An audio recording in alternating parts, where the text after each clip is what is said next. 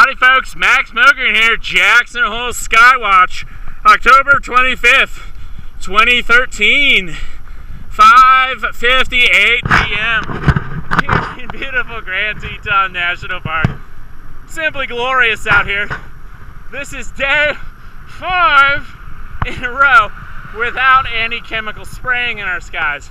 No visible chemical spraying in our skies. And it's fucking awesome. It's beautiful, clear skies. You go outside and exercise, you feel like you can breathe, you know, on these really heavy spray days.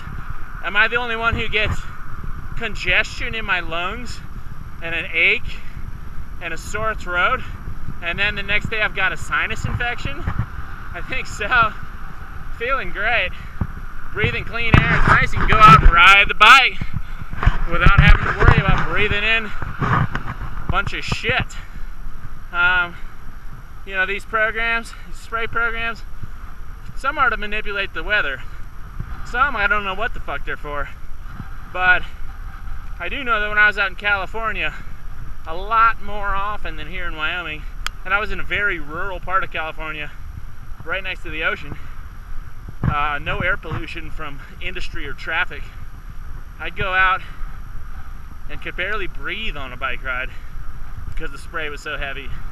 On those days with the big, obvious trails, the low ones, you know? The low ones are bad. The high ones are bad too, but the low ones, it's hard to think that they're doing that to manipulate the weather, you know what I'm saying? Because they just fall rather quickly. But here in Jackson Hole, no visible chemical spraying in our atmosphere in 5 glorious days. It's pretty sweet. This is how it's supposed to be, guys. This is high pressure. You know, this is the weather that makes it cold enough in the winter. These high pressure days without a cloud in the sky are the ones that make it cold enough to kill the pine beetles. Okay, if they're spraying, if we've got artificial cirrus layer up there warming our atmosphere, causing greenhouse warming, we're not getting that many super cold nights.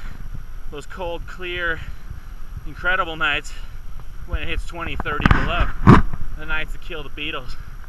Now, beetles ain't the only thing killing our trees. It's rust, you know? Different fungal infections, different parasites in addition to beetles. And I'm pretty sure that that's a byproduct of geoengineering as well, because the same neurotoxins that we're breathing, the trees are taking up in their roots. And a tree, unlike a human, has a very, very long nervous system. So it gets jammed up at the base. That tree can't communicate throughout the entire organism, and it becomes susceptible to disease. Think about it, my friends. Take care. One love. Thanks for listening to this. Distracted driving at its finest. But in my defense, there ain't nobody out here, and I'm on a bike path. Big thanks to the Elk Refuge and the National Park Service for reopening all this stuff. It's great. One love.